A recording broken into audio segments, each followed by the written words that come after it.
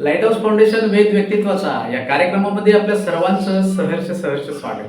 Light house फाउंडेशनच्या वतीनं वेगवेगळ्या क्षेत्रातील उल्लेखनीय काम करणाऱ्या व्यक्तींच्या मुलाखती आम्ही घेत असतोय आणि या मुलाखतींना लोकांच्याकडून भरघोस असा प्रतिसाद मिळतोय. या प्रतिसादाबद्दल सर्वांचे मनापासून आभार. आज देखील लाईट हाऊस फाउंडेशनच्या वतीनं ही एक वेगळी मुलाखत ठरणार आहे. कर्नाटक नाही तर महाराष्ट्राच्या कानाकोपऱ्यामध्ये फुले शाहू आंबेडकर अण्णाभाऊ साठे यांची चळवळ पोहोचवणारे प्राध्यापक आज आपल्यासोबत आहे. त्यांचं नाव आहे प्राध्यापक प्रकाश नाईक.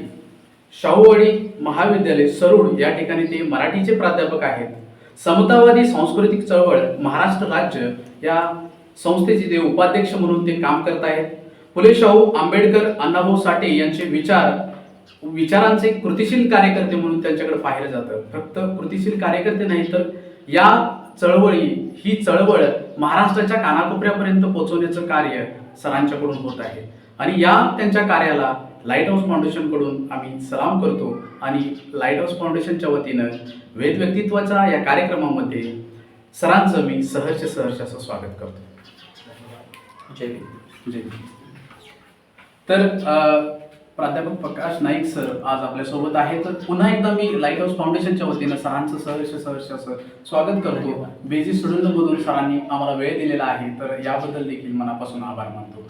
तर सर आज आपण वेळ दिला याबद्दल मनापासून आभार. तर सर मला आपलं शिक्षण आणि बालपण याविषयी सर माझं गाव शाहूवाडी तालुक्यातलं सरूड आहे आणि तिथं माझं कुटुंब आहे. आम्ही तिथे राहतो. खरं तर माझा जन्म हा मातंग कुटुंबातला आहे. माझे आई वडील अत्यंत सर्वसामान्य अशा कुटुंबातून आलेले आहेत आणि आमचा म्हणजे माझ्या आई वडिलांनी अत्यंत कष्ट करून मला शिकवलेलं आहे, शिक्षण दिलेलं आहे. त्यांना शिक्षणाचं महत्त्व समजलं. एखाद्या दलित समाजामध्ये जी काही परिस्थिती असते ती आमच्या कुटुंबाची परिस्थिती होती. म्हणजे कोणतंही उत्पन्नाचा स्रोत नाही, साधन नाही, शेतजमीन नाही, अगदी साधं घर, अशा एका कुटुंबातून मी पुढे आलेलो आहे. पण आई वडील आणि माझे चुलते दलित महासंघाचे नेते दादासाहेब नाईक यांच्यामुळे एक शिक्षणाचा संस्कार माझ्यावरती झालं. नाही, आपण शिकलं पाहिजे आणि शिक्षणातूनच आपल्याला सन्मान आणि प्रतिष्ठा मिळू शकते आणि आपण काही परिवर्तन करू शकतो, हा एक विचार आमच्या मनामध्ये लहानपणीच रुजला आणि आम्ही शिकत गेलो. अर्थात हा प्रवास खूप कष्टाचा होता, संघर्षाचा होता. एकूणच काय मी फार बोलत नाही, पण या देशातल्या कोणत्याही दलित समाजातल्या एखाद्या मुलाला शिक्षण घेण्यासाठी आणि पुढे जाण्यासाठी ज्या ज्या पातळ्यांवरचा संघर्ष करावा लागतो तो संघर्ष माझ्या वाट्याला आलेला आहे. मी MA मराठी झालो, नेट JRF मी उत्तीर्ण आहे आणि संशोधन बाबासाहेबांच्या अग्रलेखांच्या वरती करतोय आणि सध्या श्री शिवशाहू महाविद्यालय सरूड तालुका शाहूवाडी जिल्हा कोल्हापूर या ठिकाणी मी मराठीचा सहाय्यक प्राध्यापक म्हणून काम करतोय. अर्थात मी हे CHBच्या म्हणजे CHB तिथं मी करतो, तासिका तत्वावर मी तिथं काम करतो आहे. खूप छान आणि फार संघर्षमय प्रवास आहे सर आपला. तर आजच्या सर आपण एक वेगळ्या अँगलने एखादा प्रश्न मला विचारायचा आहे तुम्हाला, की कारण तुम्ही महाराष्ट्राच्या कानाकोपऱ्यामध्ये ही चळवळ, महापुरुषांची चळवळ तुम्ही पोचवत आहात. तर आजच्या सामाजिक आणि राजकीय वास्तवाबद्दल आपल्याला काय वाटतं?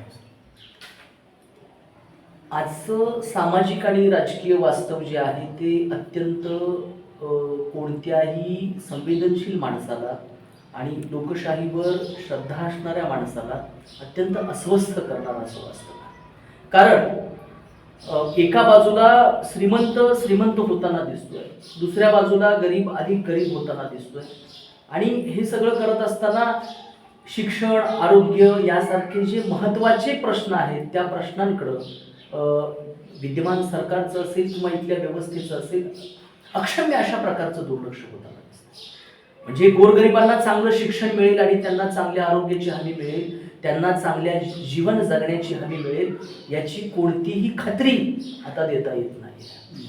दुसऱ्या बाजूला इथली व्यवस्था आणि इथली सगळी राजकीय व्यवस्था, इथली सगळी माध्यमं, ही सगळी काही मुठभरांच्यासाठी काम करतायत का काय, अशी माझ्यासारख्याला एक म्हणजे प्रश्नांची मालिका माझ्यासारख्याच्या समोर उभी राहते आहे. म्हणजे हे राज्य कुणासाठी आहे, ही लोकशाही कुणासाठी आहे, ही गोरगरिबांच्यासाठी आहे की ही फक्त काही उच्चभ्रू धनदांडग्या आणि अशा काही मुठभर लोकांच्यासाठी आहे, असा प्रश्न आजच्या घडीला पडावा अशी परिस्थिती सगळीकडे आहे. म्हणजे बघा की केंद्र सरकार काही 4-2 उद्योजक घराण्यांसाठी काम करायला लागलंय असं सगळं दिसतंय आणि सामान्यातला सामान्य माणूस आहे तो भरडतोय. म्हणजे अजूनही कितीही झगमगाटी अशा प्रकारच्या योजनांचे ढोल बडवले जात आहेत, पण गावकुसाबाहेर आणि सर्वसामान्य गावातल्या, खेड्यातल्या, तळातल्या, गाळातल्या सगळ्या माणसाचे प्रश्न अजूनही सुटलेले आहेत असं काही वातावरण दिसत नाही.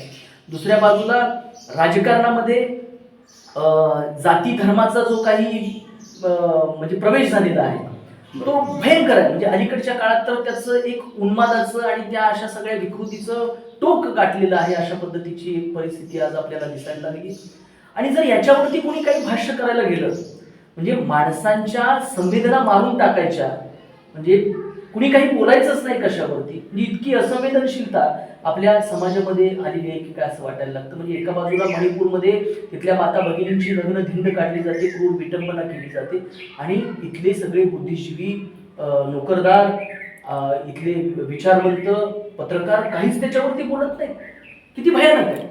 दलितांच्यावरती अन्याय अत्याचार होत आहेत, महिलांच्यावरती अन्याय अत्याचार होत आहेत आणि असे सगळे महत्वाचे प्रश्न असताना म्हणजे भारताच्या एकात्मतेला तडा जातोय का काय अशी परिस्थिती असताना कोणी काही बोलायला तयार नाही. आणि कोणी काय बोललं की लगेच त्याला देशद्रोही, गद्दार आणि त्याचा आवाज दाबायचा, त्याच्या अभिव्यक्ती स्वातंत्र्यावर घाला घालायचा, अशी सगळी परिस्थिती गेल्या काही वर्षामध्ये भारतामध्ये आपल्याला बघायला मिळते. आणि एकूणच जे सामाजिक आणि राजकीय वास्तव आहे ते अत्यंत भयानक आहे.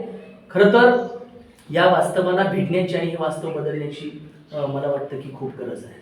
हो सर, आता तुम्ही सांगितलं की आवाज दाबला जातोय वगैरे अशा बऱ्याच गोष्टी झालेल्या आहेत.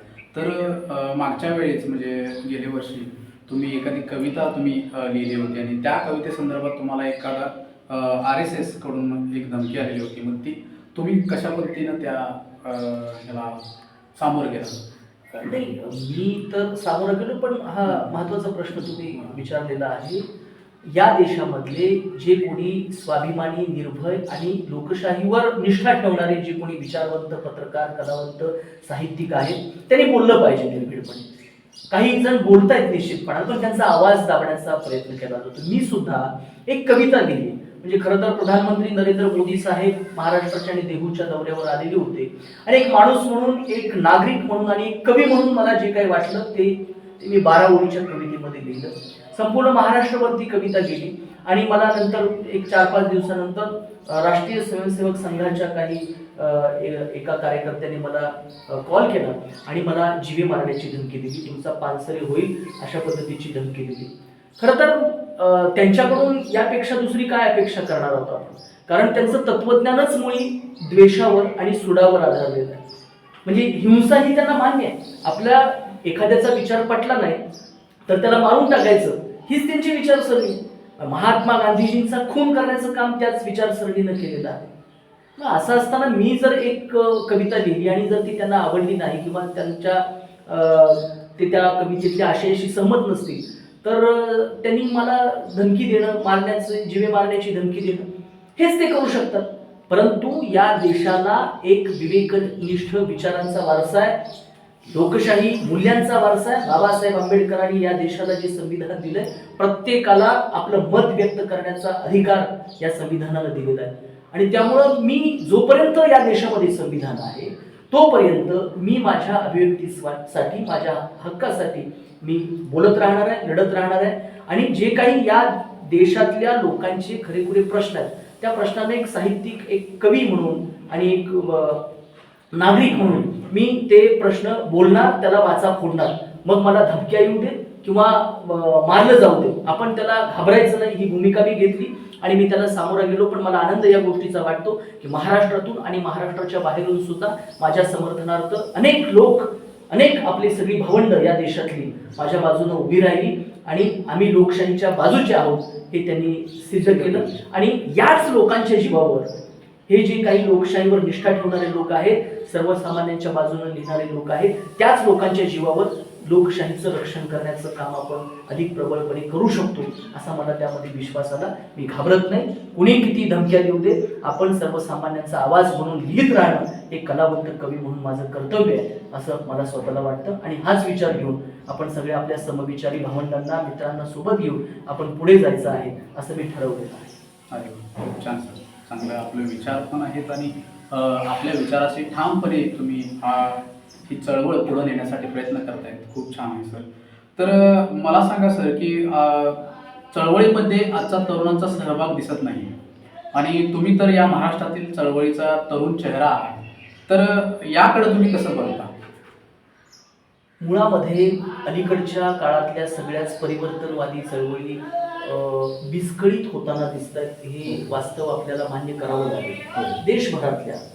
आणि हे जे सगळं आहे तर याच्याकडे बघत असताना एक माझं निरीक्षण असं आहे की जसा जसा काळ पुढे जातोय तसं तसं तरुणांचा सहभाग कमी झाल्यासारखा वाटतो किंवा ती वस्तुस्थिती आहे.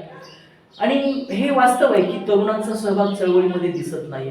आज एकूणच ही सगळी प्रसार माध्यमं असतील किंवा समाज माध्यमं असतील, यातून या सगळ्या जात वर्चस्ववादी आणि भांडवली व्यवस्थेनं असे सापळे रचलेले आहेत की तरुणांनी त्यांच्या प्रश्नावर सुद्धा व्यक्त होऊ नये, त्यांनी एका वेगळ्या अशा आभासी दुनियेमध्ये जगत राहावं आणि संभ्रमित व्हावं आणि त्यांनी जनतेच्या प्रश्नावरती, स्वतःच्या प्रश्नावरती काही बोलूच नाही, अशा पद्धतीचा सापळा या सगळ्या प्रस्थापित व्यवस्थेनं लावलाय असं मला वाटतं.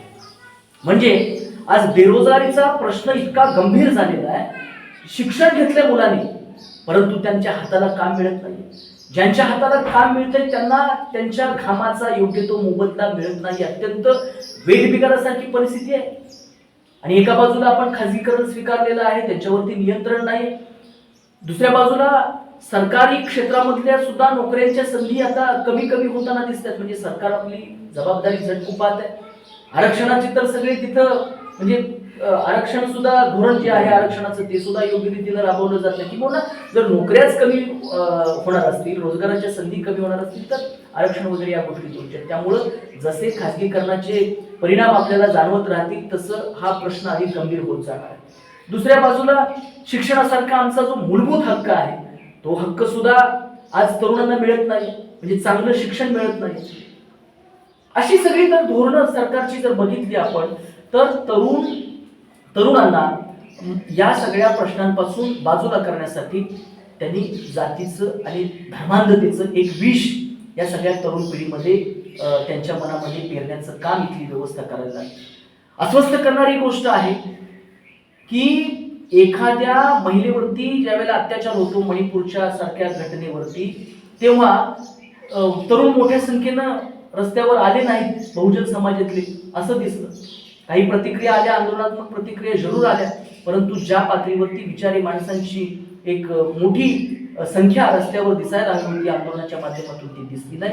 पण या उलट हिंदू मुस्लिम असा जाणीवपूर्वक काही म्हणजे भेद निर्माण करणं आणि काही म्हणजे तिथं दंगलीचं असं वातावरण निर्माण करणं असा ज्यावेळेला प्रयत्न काही धर्मांध लोकांच्याकडून झाला त्यावेळेला आपल्या राजर्षी शाहू महाराजांच्या पुरोगामी कोल्हापूरमध्ये मोठ्या संख्येनं तरुण आले. हे कशाचं द्योतक आहे? म्हणजे आज एकतर आपल्या विचार चळवळीनं, मी ज्या विचार चळवळीचं प्रतिनिधित्व करतो त्या फुले शाहू आंबेडकर अण्णाभाऊंच्या विचार चळवळीचं तो विचार त्या तरुणांच्या पर्यंत पोहोचवण्यामध्ये आपण सगळे अपयशी ठरलेलो आहोत. या उलट तिकडची जी छावणी आहे ती मात्र तरुणांना भडकवून त्यांच्या मनामध्ये धर्मांधतेचं विष घालून आपल्याच देश बांधवांच्या इतर धर्मियांच्या बद्दलचा द्वेष मनामध्ये निर्माण करू पाहतात आणि ते यशस्वी होताना दिसतात. यामुळं हे सगळे जे बहुजन समाजाचे तरुण आहेत ते चळवळीकडे येताना दिसत नाहीयेत किंवा त्यांचा सहभाग दिसत नाहीये आणि ते चुकीच्या लोकांना बळी पडतात. तर माझं असं मत आहे की तरुणांनी संघटित झालं पाहिजे, एक झालं पाहिजे, स्वतःच्या हक्कासाठी, स्वतःच्या प्रश्नांसाठी आणि हा देश वाचवण्यासाठी त्यांनी संविधानाची तत्व अंगीकारणाऱ्या चळवळींना जोडून घेतलं पाहिजे आणि चळवळीत काम करणाऱ्या ज्येष्ठ जाणत्यांनी सुद्धा या तरुणांना आपल्याकडे बरोबर घेण्यासाठी काही जाणीवपूर्वक प्रयत्न करायला पाहिजेत असं मला वाटतं. शेवटी एकच सांगतो की हे तरुण जोपर्यंत आपल्या बरोबर येत नाहीत आणि तरुणांना संघटित करत नाही तोपर्यंत खऱ्या अर्थाने ही लोकशाही वाचवण्याची लढाई अधिक गतिमान होणार नाही असं मला वाटतं. हो सर, अगदी बरोबर आहे सर. खूप छान मार्गदर्शन आपलं मिळालं. तर सर मला सांगा की या शकलांना सांधूया ही मराठीतील अण्णाभाऊ साठे यांच्यावरची पहिली दीर्घ कविता तुम्ही लिहिली आहे. तर या कवितेबद्दल आम्हाला सर थोडक्यात सांगा. तथागत सिद्धार्थ गौतम बुद्धापासून ते अण्णाभाऊ साठे, कर्मवीर अण्णा आणि गाडगेबाबा या सर्वांची म्हणजे ही जी एक समतावादी विचारांची जी परंपरा आहे, मालिका आहे, या परंपरेबद्दल मला प्रचंड आस्था आणि तो माझ्या चिंतनाचा अभ्यासाचा विषय राहिलेला आहे. कारण या चळवळीमध्ये आणि या विचारामध्ये एवढी ताकद आहे की त्या ताकदीमुळे आज संविधान साकारलं गेलेलं आहे आणि आपण त्याची सगळी लाभार्थी आहोत. म्हणजे या विचारामुळे ते शक्य झालेलं आहे. बुद्धापासून ते अगदी कर्मवीर अण्णा, अण्णाभाऊ साठे, संत गाडगेबाबा यांच्यापर्यंत फार मग त्यासाठी या सगळ्या महामानवांनी खूप मोठा त्याग केलाय, बलिदान दिलेलं आहे.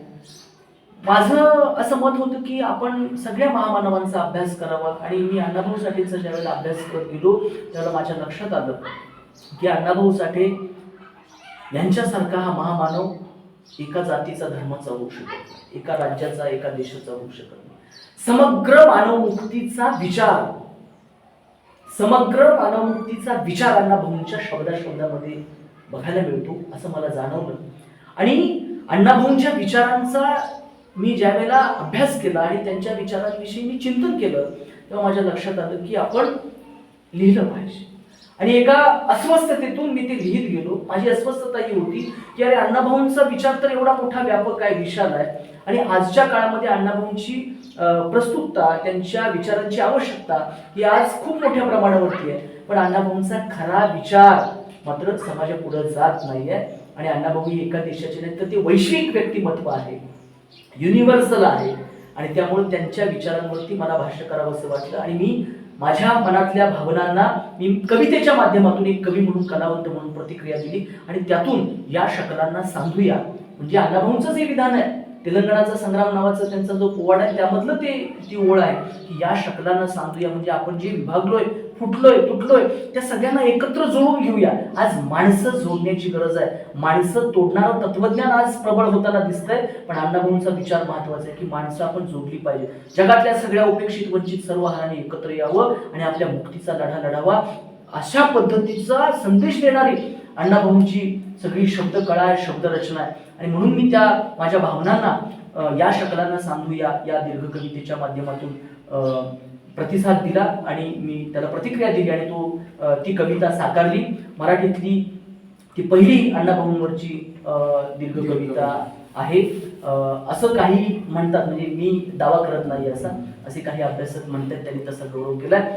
पण अण्णाभाऊंच्या विचारांची आज खरंच गरज आहे आणि जाती धर्माच्या पलीकडे जाऊन एक समतेचा, बंधुभावाचा, प्रेमाचा आणि माणुसकीचा विचार हा आपल्याला घेऊन पुढे जावं लागणार आहे असं मी या कवितेमध्ये मांडण्याचा प्रयत्न केला. आणि ती वस्तुस्थिती आहे की तथागत बुद्ध असतील, मोहम्मद पैगंबर असतील, येशू ख्रिस्त असतील, महात्मा बसवण्ण असतील, महावीर जैन असतील, या सगळ्याच महामानवांचा जो काही प्रेमाचा आणि समतेचा विचार आहे तोच आपल्या या जगाला तारणार आहे. अन्यथा हिंसा, द्वेष, सूड, मत्सर याच्यामध्ये मानव जातीला म्हणजे खूप त्रास सहन करावा लागणार आहे. आपण सगळं वास्तव बघतोय. अशा काळामध्ये अण्णाभाऊंच्या विचारामध्ये आणि साहित्यामध्ये या सगळ्या महामानवांचा विचारांचा सहारा आहे आणि तो विचारांचा सारांश घेऊन आपल्याला येणाऱ्या वर्तमानाला, येणाऱ्या भविष्याला आपल्याला घडावं लागणार आहे हे मी त्यामध्ये सांगण्याचा प्रयत्न केलेला आहे. हो सर, खूप छान सर. सर बरं वाटलं खूप. सर शेवटचा प्रश्न असा आहे की महात्मा फुले राज्यस्तरीय गुणवंत शिक्षक पुरस्कार आपल्याला मिळालेला आहे, तर त्याविषयी सर आम्हाला थोडक्यात. पुण्याची जी महात्मा फुले सत्यशोधक इतिहास अकादमी आहे त्यांच्या वतीनं मला हा पुरस्कार महात्मा फुलेंच्या स्मृतिदिनी बालगंधर्व सभागृह पुणे या ठिकाणी मला देण्यात आला आणि मला सन्मानित करण्यात आलं. खरं तर मी एका वरिष्ठ महाविद्यालयामध्ये मराठीचा सहाय्यक प्राध्यापक म्हणून काम करत असलो तरी मी तसा नियमित प्राध्यापक नाही. मी तासिका तत्वावर तिथं सहाय्यक प्राध्यापक म्हणून काम करतोय. अगदी तुटपुंजा पगारामध्ये मी काम करतोय. गेली 10 वर्षे मी CHB प्राध्यापक म्हणून काम करत असताना एक शिक्षक म्हणून, एक प्राध्यापक म्हणून आपण काय कर्तव्य पार पाडली पाहिजे याबाबत मी बाबासाहेबांच्या विचारांच्या वाचनातून आणि अभ्यासातून मला असं जाणवलं की बाबासाहेबांनी सांगितलं की आपण विद्यार्थ्यांना घडवत असताना विद्यार्थ्यांना उभं करायला शिकवलं पाहिजे, त्यांच्यामध्ये काहीतरी एक विचार पेरला पाहिजे आणि आपली निष्ठा, एक नव्या पिढीची निष्ठा ही आपल्या समाजाशी, आपल्या मातीशी आणि आपल्या देशाशी असली पाहिजे. आपण वाईट विचारांना स्वीकारलं नाही पाहिजे. आपण आपल्या विवेकाचा विचार करून, विवेकी विचार म्हणजे शाबूत ठेवून, विवेकाच्या कसोटीवर घासून पुसून आपण ते कुठलाही विचार आत्मसात केला पाहिजे आणि देशाचं हित, समाजाचं हित आपल्यापेक्षा महत्वाचं आहे हा विचार तरुण पिढीने घेतला पाहिजे आणि यासाठी प्राध्यापकांनी काम करायला पाहिजे. केवळ पुस्तकी अभ्यासक्रम न शिकवता, 4 भिंतीतलं शिक्षण न देता त्यांना माणूस म्हणून घडवलं पाहिजे हे बाबासाहेबांना आणि या सगळ्या महापुरुषांना अभिप्रेत होतं. त्या विचारांचे संस्कार माझ्यावर झाल्यामुळं मी CHB प्राध्यापक आहे की मी नियमित प्राध्यापक आहे याचा मी विचार केला नाही. मी अत्यंत प्रामाणिकपणे आणि निष्ठेनं मी माझं काम करत गेलो आणि विद्यार्थ्यांना घडवत गेलो. मला आनंद आहे की मी माझ्या विद्यार्थ्यांना संविधान मूल्य शिकवली. मी माझ्या विद्यार्थ्यांना माणुसकीचे धडे दिले. म्हणजे तुम्ही माणूस होण्याचा प्रयत्न करा, संविधानातली मूल्य तुम्ही आत्मसात करण्याचा प्रयत्न करा.